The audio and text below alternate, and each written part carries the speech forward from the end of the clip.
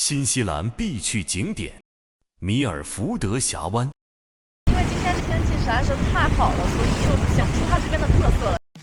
所以晴天去米尔福德峡湾到底值不值？看完这集，你应该就会有答案。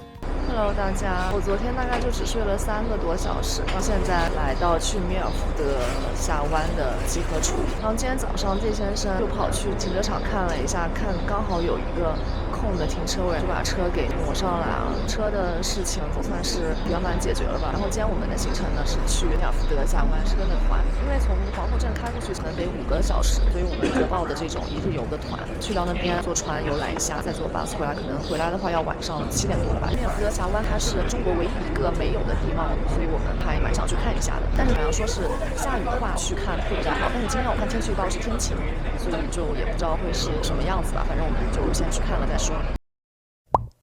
中间它有在一些点给我们停靠，让我们休息啊、上厕所，还有一些拍照点也停了。它这个米尔福德峡湾呢是在一个国家公园里面啊，进到这个国家公园里面之后，那个风景真的是特别好看。我觉得如果是自驾来的话，就可以慢慢的在这个国家公园里面探索一下。大概是7点左右出发吧，开车开到这边是将近1点，将近6个小时。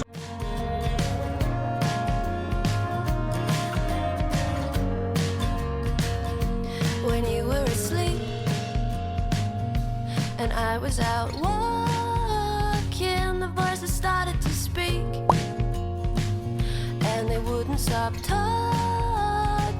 There were signs all around.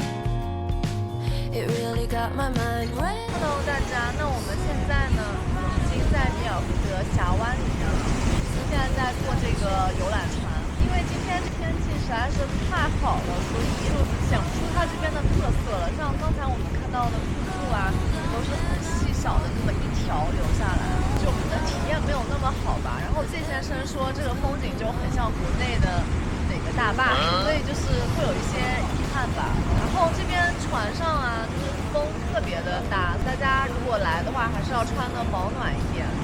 但是同时呢，这个阳光也特别的晒，所以就很矛盾。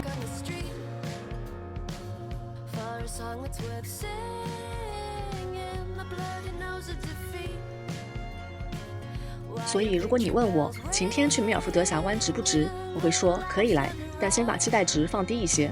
大晴天的峡湾，我会觉得它有点普通了。好天气让整个景色变得很清楚、很干净，但也少了一些压迫感和戏剧性。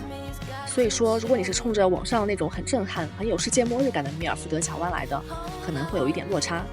但如果你本身就很喜欢自然地貌，或者想打卡新西兰的经典景点，那么我觉得还是可以来的。当然了，天气我们也没办法左右，所以说还是放平心态，享受旅程就好了。那么屏幕前的你会更想看晴天版还是雨天版的米尔福德峡湾呢？可以在弹幕或评论区留言给我哦。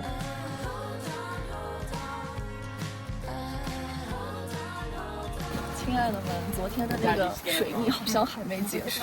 我们现在呢在回皇后镇的路上，这辆 bus 呢不知道为啥冒烟了，所以现在大家都下车。幸运的呢是我们这辆车后面刚好有一辆小面包车，有一部分人可以坐那个面包车回去。但是不幸的就是那个面包车的位置不够，我们是走在最后的。谁知道到了面包车那边位子已经坐满了，所以我跟瑞先生就被赶出了那些回去的人里面。然后那个司机好像打电话给他其他同事，让那个车来接我们。Hello， 大家，那我们现在回到皇后镇了，现在是8点20左右吧，比本来晚了20分钟左右，还能接受。然后现在在皇后镇的市中心准备稍微的逛一下，因为这2天市中心都没怎么逛嘛，今天是最后一个晚上了。其实到现在这个点，大部分商店都已经关了，看着的话基本上就只有礼品店了，所以就稍微小逛了一下。然后现在我们又来排这个大脸汉堡了，因为昨天吃了以后就觉得还不错吃。然后包括他家的这个 bakery 啊，我们昨天晚上买了一些东西，当做今天的早饭和午饭。虽然是已经放冷掉了，但是我觉得也还是蛮香的。所以如果说你是来这边吃热的话，我觉得会更好吃。